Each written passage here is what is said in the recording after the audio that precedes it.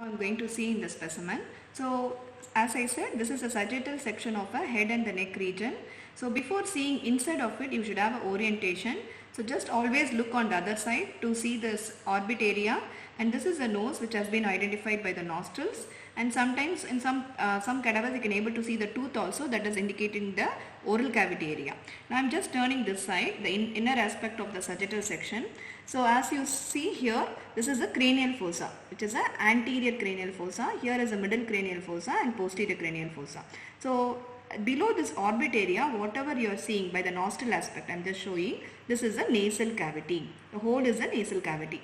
So this portion of the nasal cavity is nothing but lateral wall of the nose, as suggested by, as identified by the three shelf-like projection. So here always superior concha in the section, it will be very small and we cannot see very clearly. So this area is a superior concha area, and the second shelf-like projection is called the middle concha, and the third one below it is the inferior concha. This whole is the inferior concha, which is the largest separate bone. All these concha are nothing but, as I mentioned before, these are all the bone covered by the mucous membrane. Then this portion, suppose if it is a superior concha here, so between the superior concha and the middle concha, the gap is called a superior meatus.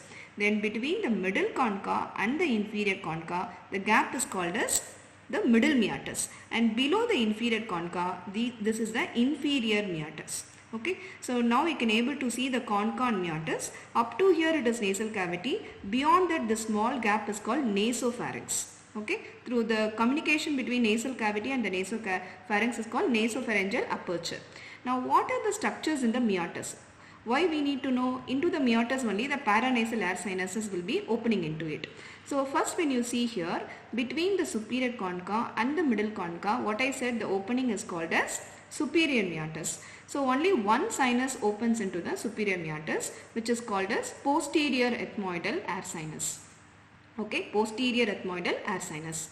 Then between this middle concha and inferior concha, the area is called middle meatus. So when I am just reflecting the middle concha, you can able to see two important structures. As you see, you can able to see one bulge like projection.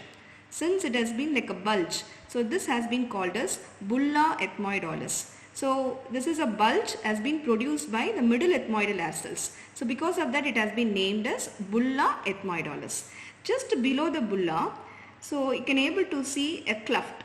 This, it's looking like a crescent shaped cleft. Okay, so that cleft is, since it's looking like a crescent shape, it is a gap. So it is called as hiatus semilunaris. It has been called as hiatus semilunaris. So into the hiatus semilunaris, three paranasal air sinuses are opening.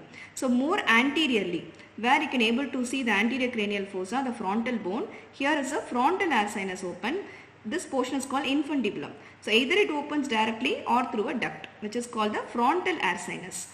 Then in the floor of the hiatus semilunaris is the maxillary air sinus opening into it. And in between you can see one more air sinus called anterior ethmoidal air sinus. So into the hiatus semilunaris, frontal air sinus, anterior ethmoidal air sinus, and into the floor is mainly by the maxillary air sinus.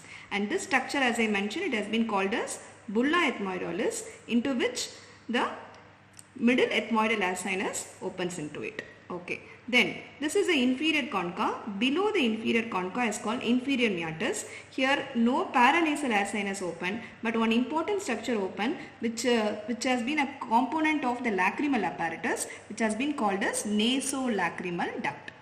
Then, so when you see all the paranasal sinuses, one sinus I didn't say, which is called as a sphenoidal air sinus. So sphenoidal air sinus means, as you see in the here, this is the body of the sphenoid bone, as I already mentioned, which forms a roof. So from here it goes, opens above the superior concha itself.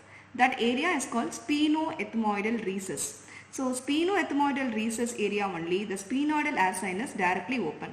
So where is the sphenoethmoidal recess present? It lies above the superior concha.